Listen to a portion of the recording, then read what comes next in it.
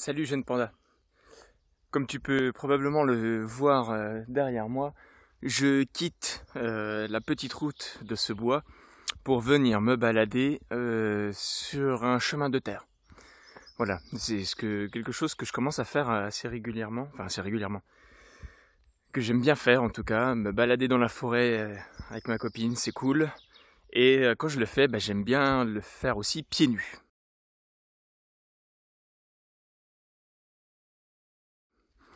Et ouais, pieds nus, pourquoi? Je sais pas, la sensation de la terre sous les pieds, vraiment le vrai contact avec le sol, j'adore. Et donc l'autre jour j'ai fait ça avec ma copine et je suis parti dans plein de réflexions, j'ai repensé à plein de choses, notamment au fait que voilà, mon fils par exemple a une course à pied où il est un petit peu tordu, on sent que il y a quelque chose qui ne passe pas avec ses pieds. C'est que mon avis, hein, je pense que euh, beaucoup de gens diraient que non, c'est tout à fait normal. La maîtresse d'ailleurs dit que c'est tout à fait normal, que d'autres enfants sont comme ça, ce que je ne doute pas, hein, évidemment. Euh, mais voilà, l'été dernier, par exemple, j'ai fait l'essai avec lui et ses cousins de les faire courir pieds nus. C'est-à-dire que voilà, ils jouaient dans le jardin, ils avaient leurs chaussures. Le jardin, c'était le jardin de la grand-mère, il est bien entretenu, il n'y a pas de morceaux de verre, il n'y a rien pour se faire mal. J'ai dit, mais tu sais quoi, faut les laisser pieds nus. Qui c'est le contact avec la terre, le contact avec la terre, c'est quelque chose d'essentiel. Hein, on est quand même, je crois qu'on est les seuls animaux à se foutre des chaussures. En plus, caoutchouc, donc on a moins ce contact avec le sol. Et donc bref, les gamins ont enlevé leurs chaussures avec plaisir. Ils se sont mis à courir et en fait, au bout de quelques minutes, je te dirais un quart d'heure, mon fils a changé de posture quand il courait. Il courait moins tordu. Il y avait quelque chose qui avait changé dans sa démarche. J'incrimine pas forcément les chaussures, même si voilà, peut-être avec des semelles un peu trop épaisses, peut-être que le contact avec le sol est différent et que donc la course est différente. Peut-être que c'est simplement il y a plus de sensations aussi sous les pieds.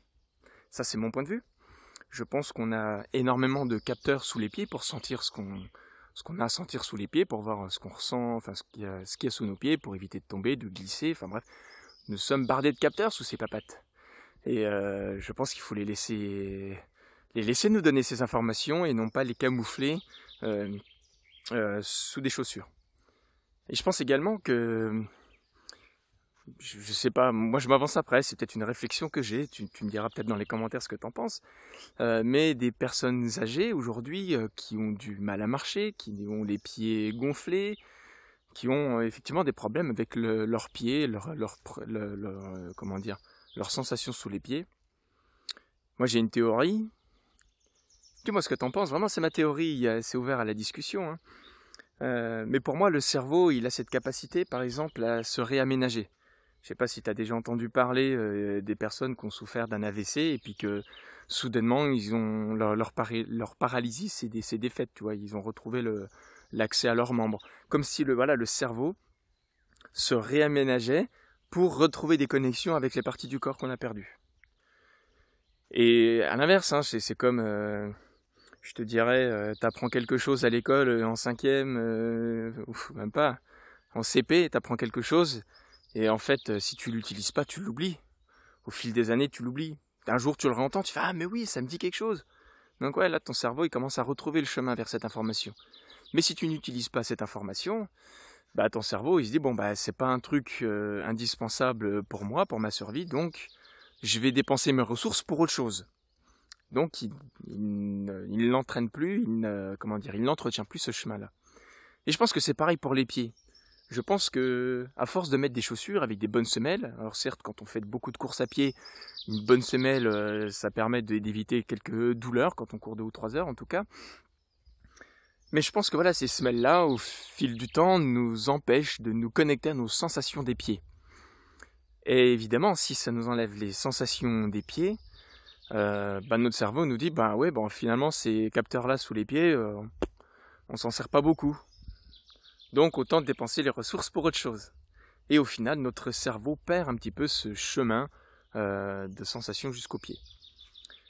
Moi, quand j'ai commencé à remarcher de nouveau pieds nus, dans la forêt notamment, Alors je sais pas quelle est ta forêt vers chez toi, mais à Besançon, la forêt de Chaillu, quand on commence, on vient de se garer, le chemin est en cailloux. Ça fait mal aux pieds. Ça fait terriblement mal aux pieds au début, et puis petit à petit, on sent juste que c'était un caillou, tiens, peut-être un petit peu plus pointu que les autres. Et celui-là il était un petit peu plus gros.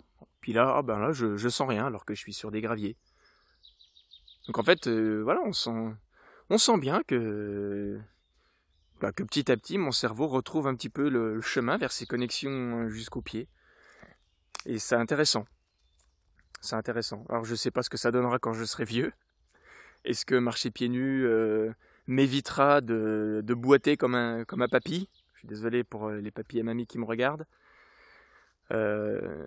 Et pour les papis et mamies ou les personnes qui boitent et qui ça ne vient pas de ça, qu'on soit d'accord. Moi c'est ma théorie, encore une fois, je suis totalement ouvert à la discussion. S'il y a des preuves scientifiques à tout ça et que vous les savez, n'hésitez pas à les mettre en commentaire. Ça me ferait vraiment super plaisir de lire ça en fait, parce que c'est un sujet qui m'intéresse, quoi.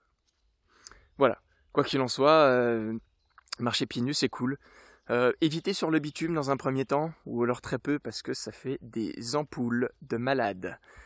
J'ai fait le test, j'ai marché 20 minutes sur du bitume pour rejoindre ma copine à son centre équestre, et j'ai eu des ampoules, mais genre 2 putains de cloques comme ça, 2 sous chaque pied.